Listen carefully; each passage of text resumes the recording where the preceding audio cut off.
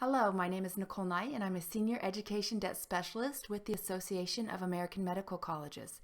And if you are watching this, it is likely that you are entering medical school as a part of the class of 2019. So on behalf of the AAMC, congratulations on your acceptance.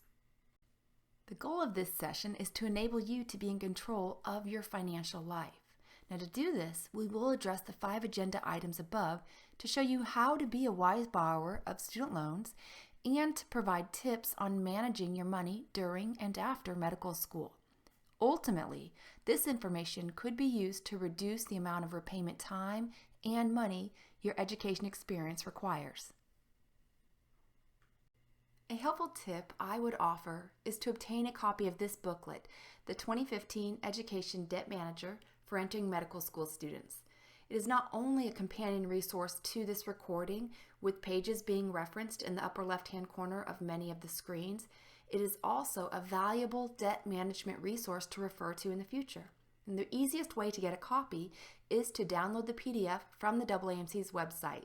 Just search for it at the link shown above, aamc.org/first.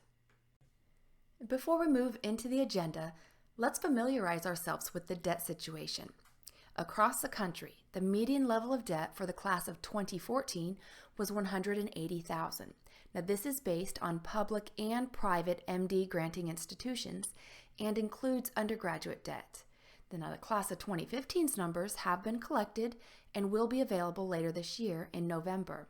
And it may be interesting for you to know that 84% of the graduates from last year's class left medical school with student loans. So why share this information? Well, because it helps to show that the primary way that medical school is paid for is through financing options or student loans. And you are not alone if you are borrowing loans, as the majority of your class will likely be doing the same. And secondly, it's important to know that there are a wide variety of options to repay this debt after school, which we will discuss in depth at a later time, but I will summarize it to say this. You can afford medical school, but wise decisions should be made all along the way. On this note, let me introduce you to Dr. Leroy, a dean at a medical school in Ohio, who has already walked the path you are just beginning. And he says that when he started medical school, he was told to not worry about paying for school and to just focus on getting in, and then pay attention to getting through medical school. However, now, after having spent the bulk of his professional career paying back his debt, his advice to new students is this. Students must arrive at the door of the House of Medicine with an enhanced awareness of how they will navigate the rising tide of medical education debt that they will encounter prior to their graduation. You see, he believes you should understand some debt management principles, interest rates, and other financial literacy topics. So, based on his advice, let's dive into the details of your debt and begin to develop a plan on how you will navigate through your financial life during medical school. The first step to making wise decisions is to clearly understand what you are dealing with. Now, there will be a variety of loans available to you during medical school, with different types of loans, different balances, different interest rates, and different repayment terms. So it is important that you understand the details and you understand these before you borrow them so that you can make the best borrowing decisions possible. To assist you in staying organized and making educated borrowing decisions, the AAMC has created an online resource where you can safely and securely enter and organize your loan information.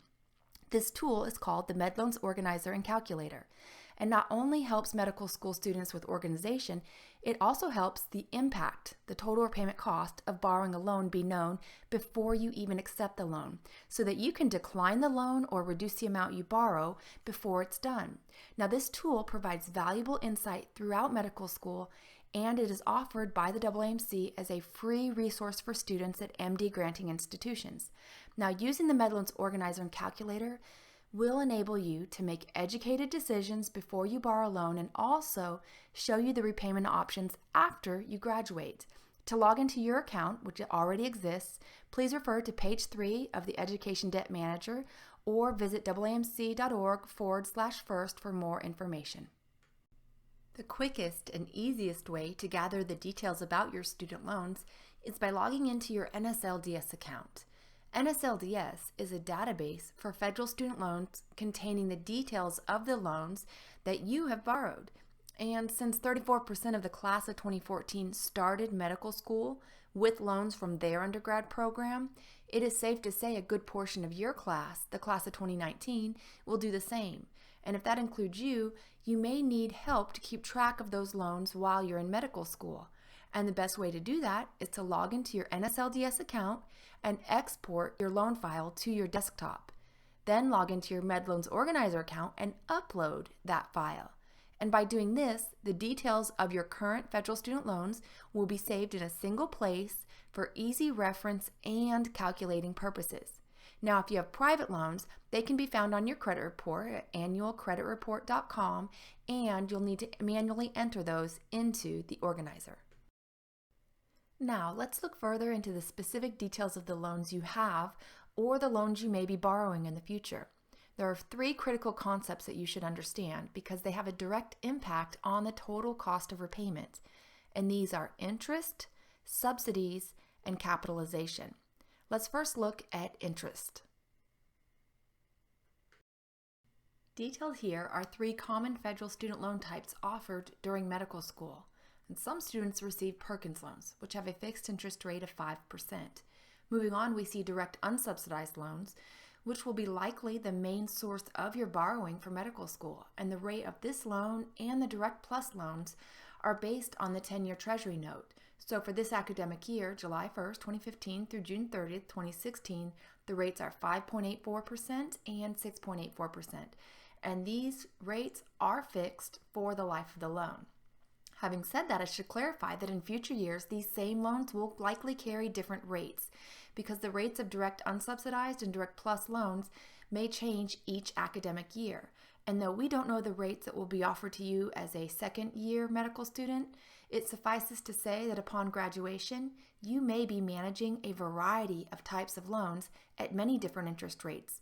So find a way to get and stay organized throughout.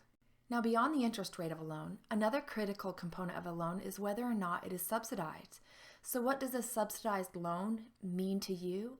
Well, stated simply, when a subsidy exists on a loan, no interest accrues because the government is paying the interest. Now, this only happens during specific times in the life of that subsidized loan, including when that loan is in an in-school status, during grace periods, and in a qualifying deferment. So, stated another way, a subsidized loan is interest-free some of the time. Unfortunately, at this time, the primary source of financing a medical school education is with unsubsidized monies, which means that the majority of your medical school debt will be unsubsidized and will be accruing interest from the day you receive it. The reason for this is that the direct unsubsidized and direct plus loans are both unsubsidized debt, meaning the borrower of these loans will ultimately be responsible for the interest that accrues. And interest on these loans begins accruing the day the loans are dispersed and continues until the loan is repaid in full. Thankfully, though, there are no prepayment penalties on federal student loans. So the faster you pay this debt back, the less it will cost you because the less time interest will have to accrue. So we've discussed interest and we've discussed subsidies, and let's complete the thought by looking at capitalization. During your medical school experience, your unsubsidized loans will be accruing interest, and this interest will be held in a pile, or a bucket if you will, off to the side until you separate from school. And at that time, all the year's worth of interest accrual will then be combined together with the original principal balance of debt borrowed to create a larger principal balance, and this is what you will carry with you into residency. This entire process of principal being added to the accrued interest is called capitalization. For those of you that are visual learners, here is an example of the capitalization of a medical school graduate that borrowed $180,000. You see, during their time in medical school, they accrued over $28,000 of interest, and this resulted in a larger principal balance of over $208,000. Now, from there, during residency and beyond, interest will continue to accrue, but it will now be based on that larger balance of $208,000, meaning over $1,100 of interest per month will accumulate, and this interest, too, will eventually be capitalized or paid. So obviously, capitalization is not a positive process. It causes interest to accrue interest, and the less often it happens, the better. But note, the first capitalization that you will likely experience will be shortly after you separate from school, and there is no way to avoid this from happening. If you have questions about this process, contact your loan servicers, which are listed in your NSLDS account. So what can you do to address this issue related to interest rates and lack of subsidies and capitalization? Well, what you can do is attempt to pay all or some of the interest prior to capitalization. You see, this is a right that you have as a federal student loan borrower to prepay your debt. And if you would like to exercise this right, contact the servicer of the loan and get instructions on how to send them voluntary payments like this. And keep in mind, if this is not a viable option for you to do at this time, consider implementing this strategy in the future when you do have access to additional monies, because actions like this will reduce the effects of future capitalization, meaning it can save you time and money during repayment. As a side note and a gentle warning, if you happen to drop below half-time enrollment while you are in medical school for any reason, including a leave of absence to do research or for personal reasons, be sure to contact your financial aid office immediately. Dropping below half-time can trigger your loans into entering repayment early, so stay in touch with the financial aid office so that you can best understand your options. Now that we have discussed the details of the student loans, let's look at the timeline that comes with these loans. During medical school, federal student loans do not require any payments to be made, and after you separate from school, your loans will likely enter a grace period during which payments are still not required to be made. And in most cases, a grace period is automatic, meaning no application is required, and it will begin as soon as you separate from school, graduate, drop out, take a leave of absence, or drop below half-time status. The availability and length of a grace period depends on the type of loan.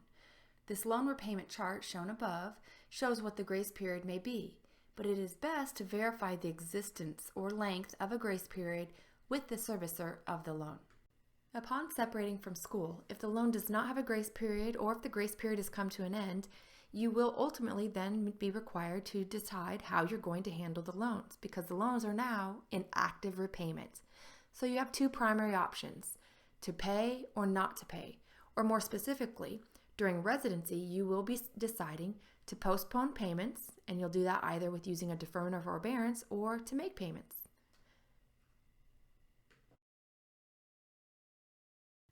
One option you have to postpone your payments is by using a deferment.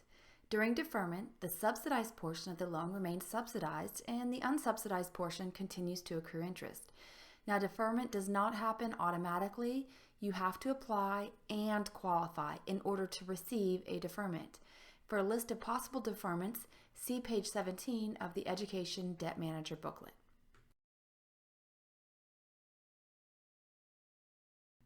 An alternative to deferment is forbearance. Forbearance is much easier for a medical resident to obtain, and for that reason, it is the more often used option to postpone payments during residency. Now, during a forbearance, interest accrues on all of the loans, subsidized and unsubsidized, and if this interest goes unpaid, it will eventually capitalize. Thankfully, though, forbearance offers the flexibility of allowing voluntary payments to be made at your discretion.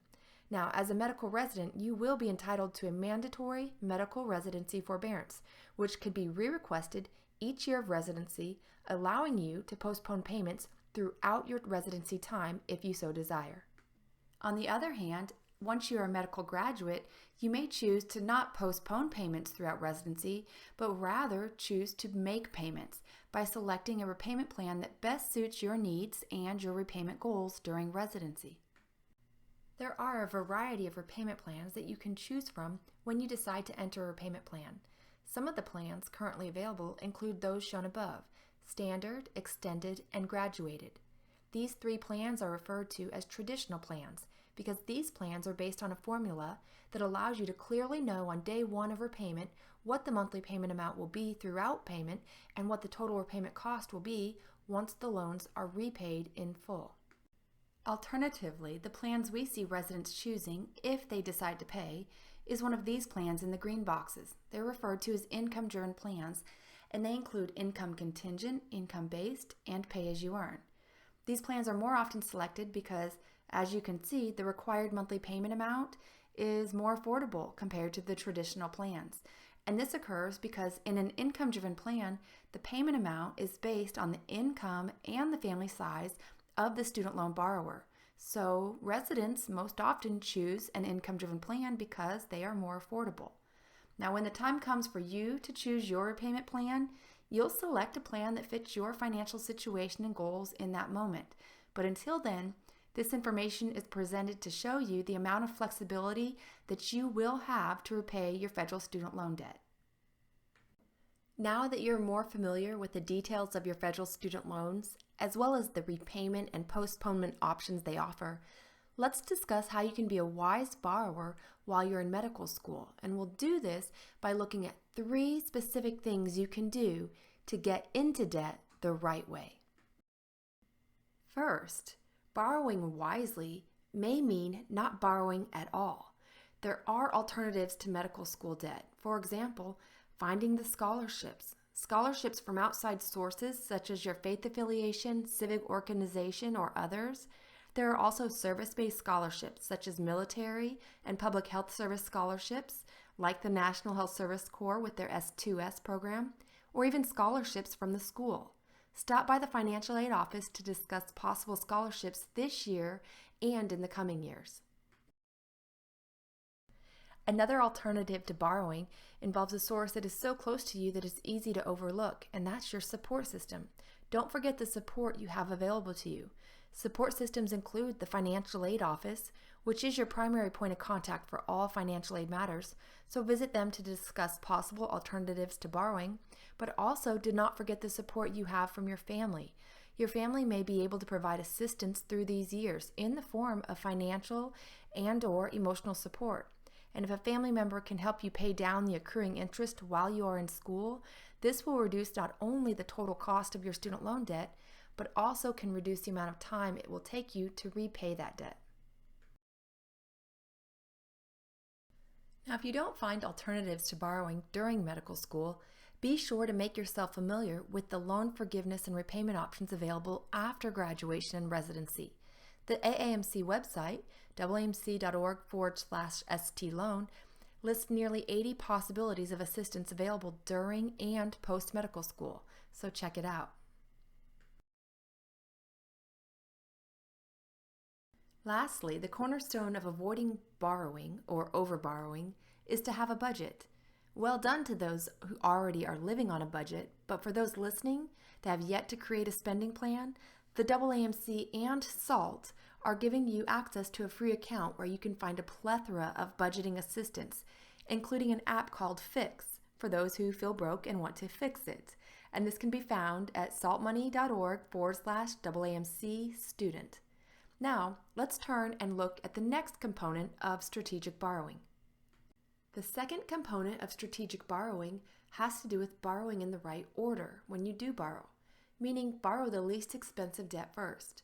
This translates into seeking out all of the free grants, scholarships, and gifts and maximizing these before turning to, in this order, Perkins loans if they are available, then direct unsubsidized loans, then direct plus loans, and finally private loans or credit cards.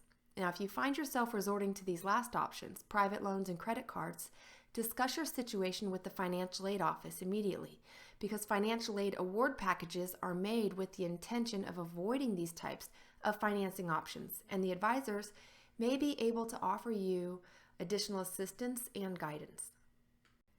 To quantify the impact of borrowing wisely, see the comparisons above showing the same balance of monies being borrowed from 3 different types of loans.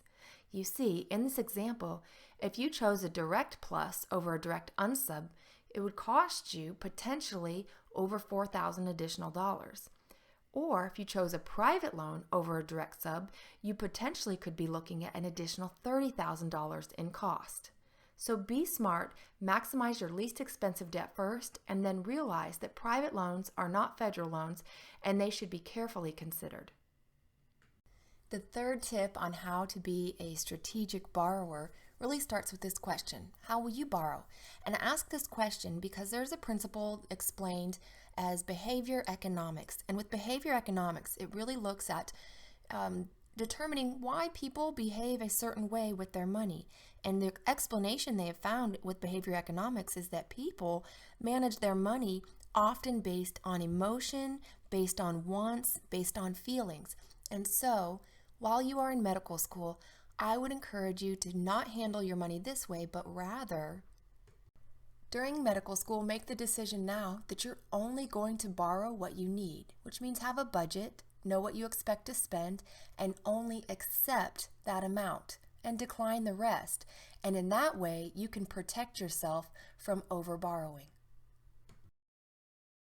Rest assured, if a financial crisis occurs and you've accepted loans frugally, you can seek out the assistance of the financial aid office to help you obtain those previously declined funds. You see, just because monies are denied now does not mean that access to them can't be gained in the future if the need arises. As a summary to this section on strategic borrowing, which included finding alternatives to borrowing, borrowing in the right order, and borrowing only what you need, I want to issue a practical challenge to you.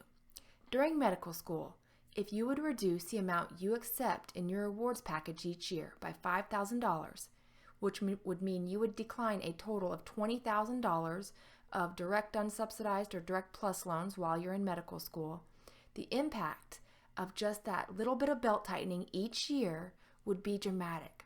You would have saved yourself a total of at least $35,000 and definitely reduced the monthly payment of the standard plan by approximately $300 each month. This is a significant amount of money to infuse into your quality of life post-graduation. All you have to do now, though, is to have a plan, have a budget, and stick to it. Borrow only what you need to borrow, and it will save you money in the long run. Let's dig into the details of a spending plan so that we can see how easy creating a spending plan actually is, and how to realize some additional benefits of having one during medical school. Those that make an effort to have a plan will inevitably borrow less and thus live like a doctor sooner. The simple steps to a spending plan include 3 things: put it in writing, review it periodically, and make adjustments as necessary. And these steps are not time-consuming, especially with some of the tools we're going to review in a moment. But similar to healthy eating and working out, a spending plan takes self-discipline. To assist in budgeting, there are a plethora of tools available to the general public, like apps including Mint that help you take you out of the equation, but ultimately you need to find and use the tool that works best for you. To get you started, the AAMC offers several ways to help you, a medical school student, create a detailed budget, including budgeting templates and fact sheets available at the website listed above, aamc.org/first. Additionally, through SALT, an organization that helps students take control of their finances, the AAMC is able to offer you, a medical school student, lessons on budgeting in the My Money 101 tool. Here, students are able to learn to think differently about the B word, budgeting, because ultimately it is a plan on how you will spend your money. So log in to saltmoney.org/AAMC student to review this lesson and other financial literacy tools. Do you want to know if you will overborrow for medical school or if you are on track to spend too much? Well, the only way to know if these financial errors are going to be made prior to making them is to know how the above equation fits into your life right now. So here, throughout medical school, you'll see that your income, which is likely the refund check from your student loan monies, minus your expenses, and that's the cost of the needs that you have during this time, it will equal your discretionary income. And discretionary income is your bottom line number. That is your extra money. Now, knowing your bottom line number can help you avoid making financial mistakes, because during medical school, there should only be a limited amount of extra money since you are living on student loans. Now, if the bottom line number is large amount, It indicates that you are likely going to borrow more than you need, or that you possibly have already overborrowed. And if this is the case, it means you're on track for unnecessary debt, interest costs, and capitalization. So consider sending some of those borrowed monies back through the financial aid office or reduce future amounts borrowed.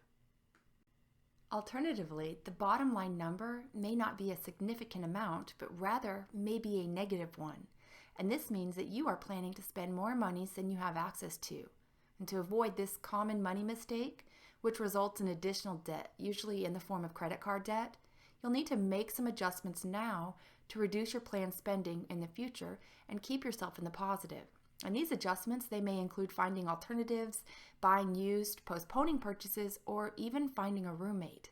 In any case, know your bottom line number and adjust your spending plan accordingly. After creating and following a budget, you may see some leaks develop. Don't be discouraged though. Budgets are meant to help you find the financial leaks in your life. And a leak may be something small, like a small want that you have each day or each week. A small indulgence, if you will, like gourmet coffee, happy hour, or possibly even date nights.